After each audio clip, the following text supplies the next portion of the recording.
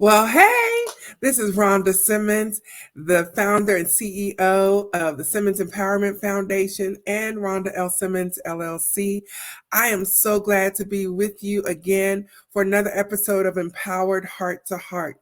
You know, this is a show where we have real talk with real people who have overcome real issues. It's so important that we understand that we can overcome. And so our show is to empower women to know that they can move past whatever situation that they're facing. And today's episode is no exception. You know, I keep saying this and I keep saying this that I have met some of the best people this side of heaven. I have interviewed people from all over the world. In fact, our podcast has gone global and I am so excited about that. We've got people downloading our podcast all over the world and I want you to keep doing it. In fact, if you're even watching the video on YouTube, make sure that you like, comment, and share this video, as well as subscribe so that you'll be notified every time a new video is posted. If you're connected to social media, look us up on Facebook, Instagram, LinkedIn, or Twitter at the ID of TSEFIORG. We're there. We're out here. We're making an impact on our communities and on the world because it's all about empowering women. One of the things that I also like to note is that we take a holistic approach to women's empowerment. Sometimes as women, we can have everything going right in most areas of our lives, but then there's that one place that is just dysfunctional and not working. And it may be something different. It may be our health, it may be our finances, it may be our relationships. And so this podcast is here to help women holistically reach the next level in their development, whatever that may be. And so check out any and all of our episodes because I know that you'll find the help and the empowerment and the encouragement that you need through any one of those episodes. As I like to say, we offer messages of hope, conversations that heal, and interviews that empower. And today we have one of those empowering interviews. I am so excited because I have a special guest who is from outside of the United States. And she is wonderful. Her name is Kathy Baldwin. And let me tell you, she is just like me and you. She has been through so much. She has overcome depression. She has overcome burnout and anxiety and even fibromyalgia. She's been through a lot. And you know, we're here not to celebrate the losses, but we're here to celebrate the process of overcoming. That's the key. Nobody is saying that poof, just like that, you'll wake up tomorrow and all of your problems will be gone. Come on. We're real people with real issues engaging in real talk. So we understand it's a process. And so here to share her process of overcoming with us, because this is the Overcomer series, is Miss Kathy Baldwin. Hello, Kathy. How are you? I am awesome and so happy to be here. Wonderful. Great to have you. I am so excited that you took the time to be with us today and to be on our show. And so everybody wants to know, how did you overcome fibromyalgia and depression and anxiety and burnout? How did you do it? Well, I broke. Humpty Dumpty fell down and the pieces didn't go back together. I actually had a full-on nervous physical breakdown because I was too strong for too long and I was ignoring what my body was telling me. And so my only choice was life or death. And so I chose life, and I've created a 3-step process that is what I use to purposely heal myself. Wow. Wow. That is amazing. That is amazing. So, of course, we want to know about this 3-step process, and we're not trying to make you give away the process. No, But no. if someone's watching or listening today and they're suffering from depression and they're thinking, all that sounds really neat and tidy in a little package. What can you offer them um, to let them know that there is help and hope? Well, that's a big, long question, isn't it? So I'm not sure which part of that I'm going to answer, except to say that what I found was the reason that I broke was I was out of alignment.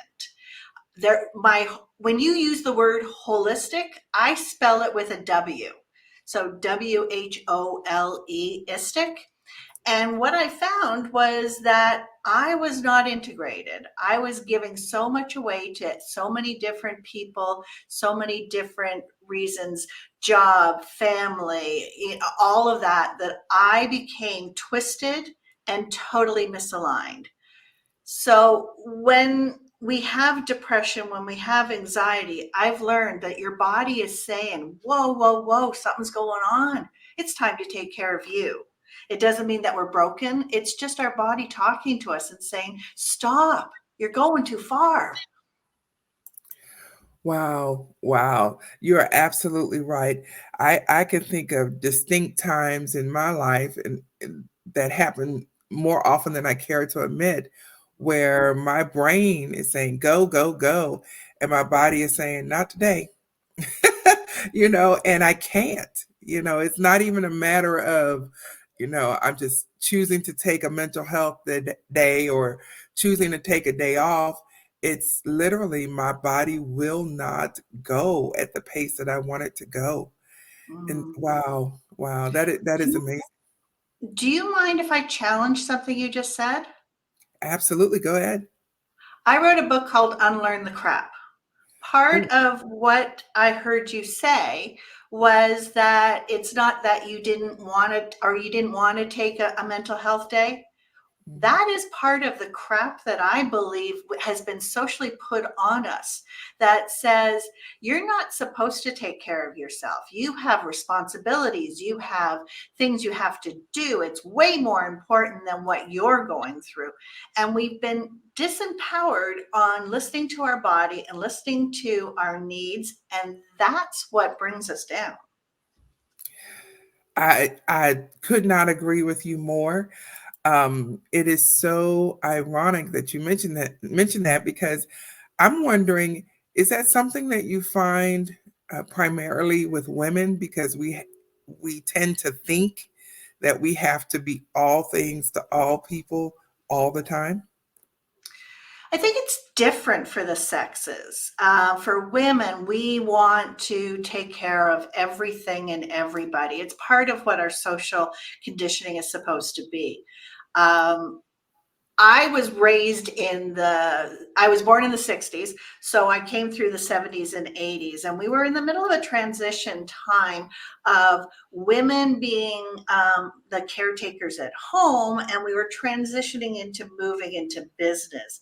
And we were never told you could let go of doing it all.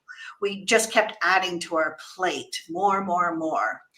And with men, I think that the stigmatism of rising to what a man is supposed to do and expected to do, whether it's in alignment with who they are, it's the same thing. People are being shoulded to death.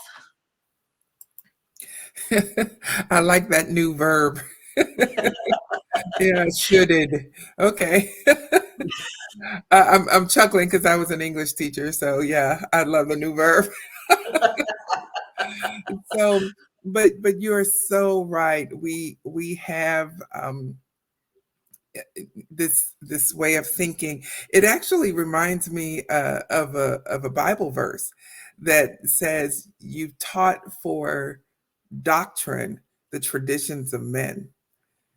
Meaning that you took what you've been doing all the time because that's the way we've always done it, and you made a law out of it. This is how Mm. it should be. And it's it's sad, and sometimes we're blind to realizing what is actually a law and what is actually a habit or Mm. passed down tradition. Absolutely. Um, I'm not a Bible person, but I do know that there's a verse that says something about the sins of the father will go down for 7 generations. Well, Dr. Bruce Lipton is a cellular biologist, and he has proven that when you change the environment, that the DNA changes. So for me, that means that until we heal what has happened in previous generations, we are continuing that down our DNA strand. And it is now becoming part of our physical being. So the sins of fathers or generation, until we stop and heal, we are carrying the burdens of previous generations. Absolutely, absolutely. I totally agree with that. So, how did you know to create this three-step process? Did did you go to doctors? Did you just wake up one day with a plan? How did you arrive at this process? Oh, I wish it was that easy. No, I went to doctors and I went to psychiatrists and I went to doctors. And one of the worst moments of my life was after seeing a psychiatrist, and he had opened up Pandora's box by having me put down every trauma, every pain, every stress, everything that I'd ever gone through, and then wrote me a prescription and said, "Here, I'll see you in 3 or 4 months." I spiraled, and I spiraled to the point where the police had to knock down the door and drag me out to the hospital. That was the moment. That moment when I woke up in the hospital and there was security watching me on a suicide watch. And I didn't know who I was or where I was. And after about 12 hours, I could feel my body start to come back. I could feel my brain, and all of a sudden I went, "What happened? How did this happen to me?" And so I realized I can't trust the doctors. I needed to take care of this myself. And what I did was, thank God, I had been a student of learning for 40 years, everything from neurology to biology to quantum physics and personal development and every part of this. It was just something I was fascinated with. So when I got out of the hospital and I said, "Okay, we're literally here at life and death, and this is something you have to take care of yourself. You can't trust anyone else." And so I slowly, methodically used everything that I had in my past, whether it was from my business world, where I used management assessment and going to root cause analysis. And then I started to slowly go, "Okay, this is what's broken. This is what I need to fix." And I purposely mapped everything out as I was going step by step. The 3-part process became obvious to me once I was healed. Once I realized that I had stepped into the greatest version of myself, the woman I'd always dreamt of being. And I thought, I have to share this. And I thought, how do I take that spaghetti mess of what I went through and be able to share that with people? And so the 3-step process came out of that. It wasn't just downloaded to me. That is amazing. That is amazing. You know, Kathy, that just speaks of your own inward tenacity to work through this process. And it doesn't sound like you had any outside support. No, no, it was amazing. All of the things that I had been people pleasing and self-sacrificing, and all the things that I did were afraid of losing people. And there I was, alone on the floor, crying, and I realized everything I was afraid of losing has happened, and I'm still here. Okay. And as I went through my healing process, I actually realized that some of those things and people and processes or whatever that I was trying so desperately to hold on to were actually part of what was bringing me down. And I needed to let go of that so that I could step into who I was. So yes, that moment of time where I was isolated, I was alone, there was nothing, there was nobody, there was just me, was the greatest gift in the world because I had nothing or nobody to speak to and nobody to take care of but myself. Wow, that is Mm, so very, very powerful. So, mm. how did you know when you were healed enough to turn around and help somebody else? That's a great question. The first time was when I started to sing. The radio came on and I started to sing and dance, and I went, who is she? She's back. And I realized that joy had come back into my life and that my thinking was clear and I had vision and I had purpose and I felt so alive. Instead of before my breakdown, I was constantly telling people, I'm empty. I'm empty. I have nothing left. I'm broken. And it was one of those things where you kind of wish that you might have an accident or something bad would happen to you just so you could get off of the roller coaster and rest. Wow. Wow. I know that was answering a lot more than you asked, but No, no, that was so on point. Um, wow, that is amazing. That is amazing. And I got a mental picture of you singing and dancing around the room to the radio. well, I did a vision board, which is something that people always say. And I had Tigger on my vision board because people used to say that I was Tigger because I was so bouncy and full of energy and ideas. And I would dance down the grocery store aisle to music.